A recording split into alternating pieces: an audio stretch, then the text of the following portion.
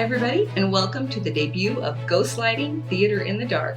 I'm Kathy Wing, Artistic Director of the Randall Theater Company, and I'm coming to you from our temporary headquarters, also known as the corner of my living room. Over the next few weeks, we'll be catching up with some of our Randall actors to see what they've been up to while they've been at home. We'll also be doing a virtual staged reading of a brand new play, a detective thriller called Kam Duncan and the Dilemma of the Doctor's Wife. And we have some ideas on how you can bring a little theater right into your own home and have some fun with your family and your housemates. And as if that weren't enough, we'll tell you how you can get involved when we issue our very first Randall Challenge. That's all coming up. But first, she's been a part of the Randall Theater practically from the beginning. In that time, she's gone from working backstage to taking center stage in some of the Randall's biggest shows. You've seen her in musicals like Once Upon a Mattress, A Chorus Line, Young Frankenstein, and plays The Owl and the Pussycat and Dial M for Murder. Please welcome Meagan Kirby.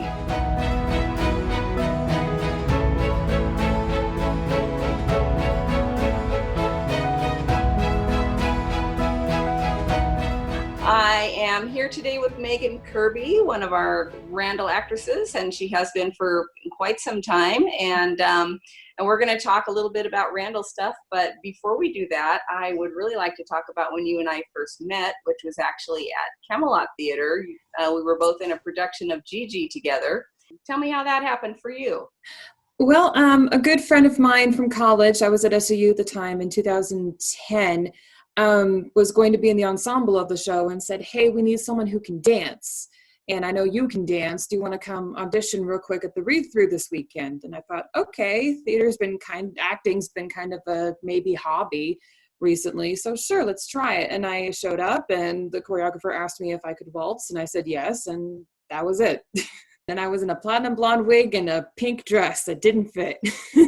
Remember that pink dress? There was something about the shoulders. It was a off-the-shoulder ball gown. It had to sit at just the right crook of my shoulders because if it went too low, I couldn't lift my arms.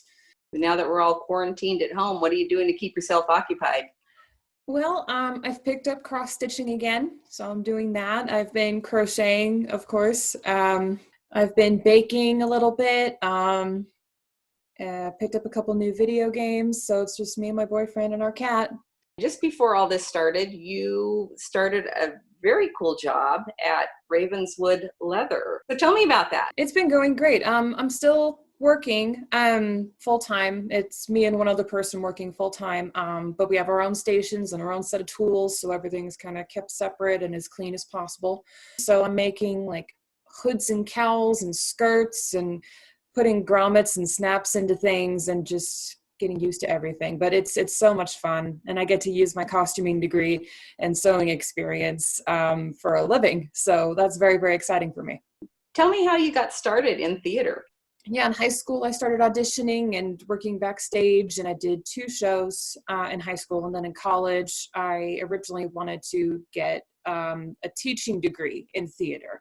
And then I started taking the costuming classes as just part of the theater major, and I realized, oh no, I actually really enjoy this and I'm much more likely to get a job if I hang out here. So I ended up getting a costume construction emphasis with my theater arts degree, and then getting introduced to the Camelot allowed me to branch out more with my acting, singing, dancing, taking actual singing lessons from various teachers, and really just broadening my skill set. So tell me how you got started at the Randall Theater. Let me see. Well, the first show I technically worked on was when they did Shakespeare Abridged. I was the quick change artist backstage for the 3 guys. And right after that, I was cast in Love Plays On, which was a series of scenes written by Arthur Jolly. Very, very funny, very good. So that was a really good experience. And then right after that was Snoopy, which was like the big one of that year. And I still have the saddle shoes. My mom bought me the saddle shoes because she was so excited that I was playing Lucy. I'd have to say some of my favorites were, even though they were the most stressful, the big musicals. The ones that come to mind in particular are Once Upon a Mattress and Young Frankenstein and, of course, A Chorus Line. just shows that had a lot of diverse, talented people and a lot of hard work and a lot of heart. And I got to sing some great songs, and they're definitely big moments in my growth. Well, thank you very much, Meagan, for visiting with us today. It's always great to see you and always great to visit with you. And thank you. It's great to see you too. I miss you guys so much. Well, we'll get together again. It'll happen. I hope so.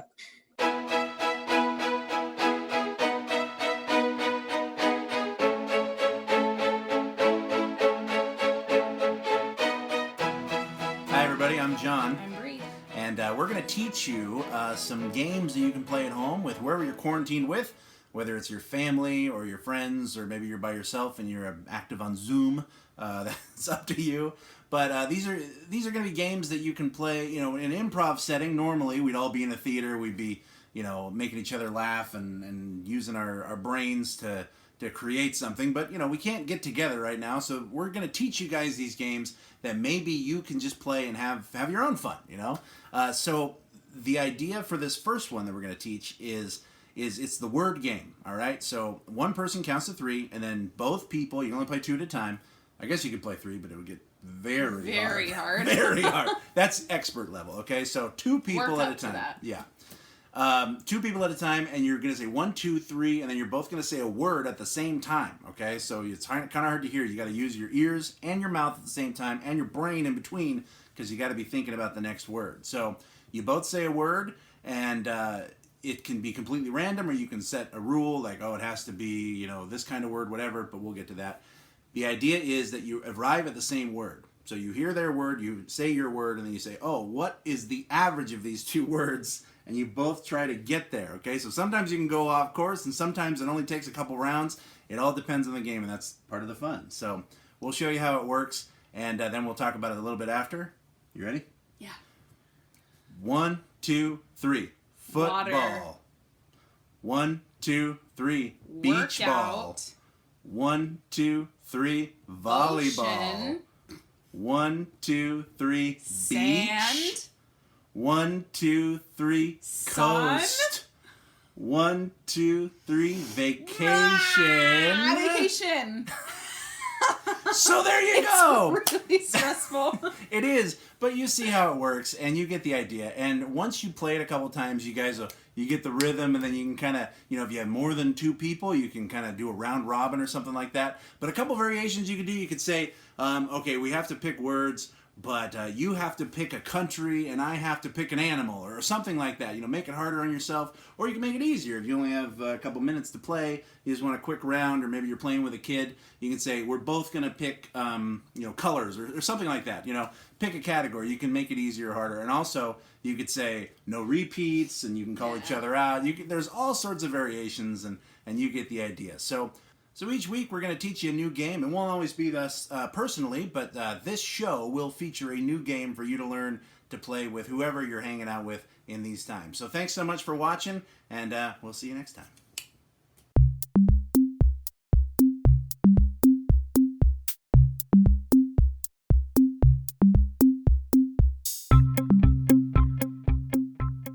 So I have my girlfriend Meagan Kirby, and then we have our gray cat Dorian.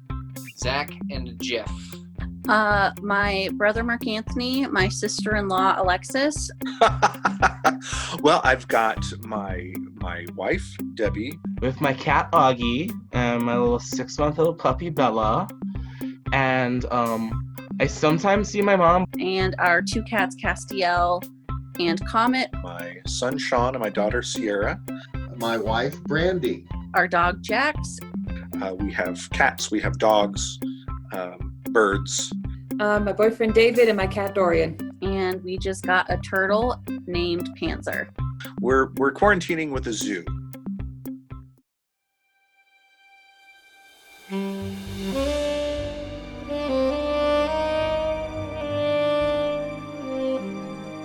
And now, the Randall Theater and the Ghostlight Players present a virtual staged reading of Kam Duncan and the Dilemma of the Doctor's Wife by Amy Lynn Carter, featuring Lynn Dutra as Sally O'Brien, John Wing appearing as Police Inspector Albert Locke, and David Alonso Rodriguez as Private Detective Kam Duncan.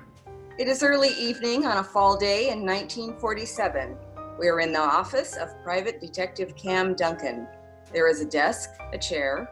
On the desk is a phone, a lamp, and a cluttered mess of paper, sandwich wrappers, and coffee mug. A small stack of newspapers, etc. The rest of the room is in similar disarray. There's a window with a flashing neon light outside. Private Detective Kam Duncan is seated at his desk. The day started out like any other. A hot cup of coffee, a stale donut, and a few empty promises to the waitress at Vinny's Diner. Then spending the rest of the day waiting for the phone to ring with the case of a lifetime. But just like yesterday, the day before, and the day before that, I ended the day where I started, with a case of a lifetime nowhere in sight, and a cup of coffee that was far from hot. I might have avoided what happened next if I'd closed the office at 6 o'clock as usual, but as it happened, I decided to stay a few minutes longer to catch up on my fan mail. Past due, past due, past due. Ah, here's something different. Seriously past due. Come on, Kam, it's after 6. Let's close up. Oh, sorry, Sal. I didn't know it was getting so late. I was just catching up on some filing. Look, why don't you go home? I'll lock up. Are you sure? I mean, I can... Nah, get out of here, kid. Whatever you say, boss. Hey, Kam? Yeah? I hate to ask. I know things are tough right now, but... Well, it's been 4 weeks since I've been paid, and I was just wondering... I just wrote you a check just last week, didn't I? Actually, it was 3 weeks ago, and that check bounced. Really? Must be some problem down at the bank. Here, let me write you a new one. Where's that checkbook? I know it's here some... Kam, no. I just saw it a minute ago, I swear. Kam? Come to think of it, that may have been at home. Oh, for heaven's sake. Tell you what, I'll bring it tomorrow and we'll square things up. I promise, okay, Sally? Sal? I'm sorry, Kam, but a girl just can't live on rubber checks and good intentions. Oh, sure, I know, but... I got rent to pay, you know? Oh, sure, it's just a single room with a half bath and a hot plate, but I gotta pay it just the same. And then there's car fare, a few groceries, and just once in a while, Kam, I'd like to see a picture. Maybe with Clark Gable or Cary Grant. But no, I gotta go to my mother's house for dinner and walk 12 blocks to get home because I don't even have a dime for the bus, and I just don't think... Okay, I get it, Sally, I do. Look, we're just going through a rough stretch here. God knows it's been far too long since we've had a case, but our luck is gonna change. I feel it. You just need to hang in there for a little while longer. I need you, Sally. You know that, don't you? Sure, though right now I'm not sure what for. The phone hasn't rung in a week. Well, that's just because the service was disconnected, because the check got lost in the mail. I'm going to straighten all that out on Thursday. Thursday? Why Thursday? Because, well, Thursday is... It's just that well, the reason doesn't matter, that's all. Never mind. Look, I get it. Kam, I like you and all, but I gotta make a living. And a friend of my sister's knows a guy who heard they might be hiring a typist down at Porter's Secretarial. I think I'm gonna... What kind of flimsy lead is that? Haven't I taught you anything? No, Sally, please, just give me a little more time. Look, He goes through his pockets and finds some bills. See, look, here's $3. That should get you through the next few days. Come on, Sal, what do you say? I don't know. Go on, take it. Please, Sal. She takes one of the bills. Well, I guess I can drop in on my mother for a dinner a few more times. Yeah? She takes a second bill. And I can probably talk my landlord into giving me another week. That's my girl. I knew I could count on you. But this is the last time. The last time, absolutely. He starts to pocket the last bill, but she grabs it out of his hand. I mean it, Kam. I know. I wouldn't have it any other way. He draws her close. Now, let me see that smile. Oh, really, Kam? That bit may work with the other girls, but I know you too well. Now come up with some cash and I'll be grinning from ear to ear. Good night, Kam. Night, Sally. Sally starts to exit and is met by the incoming Inspector Locke. He carries several large file folders stuffed with paperwork. Oh, hello, Sally. How's the prettiest little secretary in the city? Oh, I wouldn't really know, but I'm all right. Thank you. Pretty and quick as they come. Am I right, Duncan? Nothing gets by you, Inspector. How are you, sir? Fine, fine.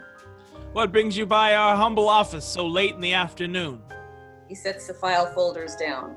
Oh, I was just passing by and I saw that your light was still on, so I thought I'd come up and see if you might be interested in helping me out with something. Kam, do you want me to stay and take notes or something? Listen to that. What a girl. Sally, when are you going to leave this bum and come work for us down at the precinct? Well, actually, Sally was just on her way out. Long day, you know. No, don't worry. I can manage. Good night, Albert. There you go. Good night. Now, see you tomorrow. She is out. A relieved Kam turns back to Locke. Now, Inspector, you were saying? You're a lucky man, Duncan. Yeah, so she keeps telling me. Inspector? Yes. Well, it's probably for the best that we discuss in private. I'm afraid I got a rather delicate situation on my hands. I hope I can count on your discretion. Of course. Good. I'll come straight to the point. I'm working on a case. A homicide. Dr. Frank McKenzie. You heard about it? McKenzie? Sure. It's been on all the papers. A big uptown doctor shot to death in his office. But I thought you had that one figured out. The wife did it, right? Rose McKenzie, the good doctor's wife, is our prime suspect. We've questioned her twice so far, but all we've got is circumstantial evidence. It's nothing to hold her on yet. So, you want me to dig up some solid evidence on her? Isn't that your job? You're right. Finding the evidence that would convict Rose McKenzie is my job. And the fact is, I have acquired some highly incriminating evidence. The kind of proof that would not only convict Rose McKenzie, but send her straight to the electric chair. What I need you to do is find a way to prove her innocence.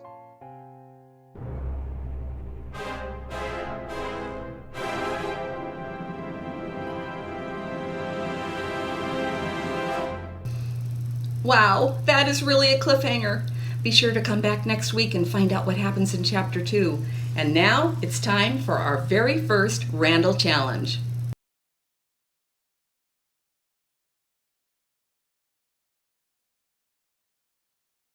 Here's how you can be part of next week's Ghostlighting show. Just about everyone knows this phrase as a theater warm-up exercise. It goes something like this. To sit in solemn silence. There's more, but I really can't remember it right now, but I bet you do.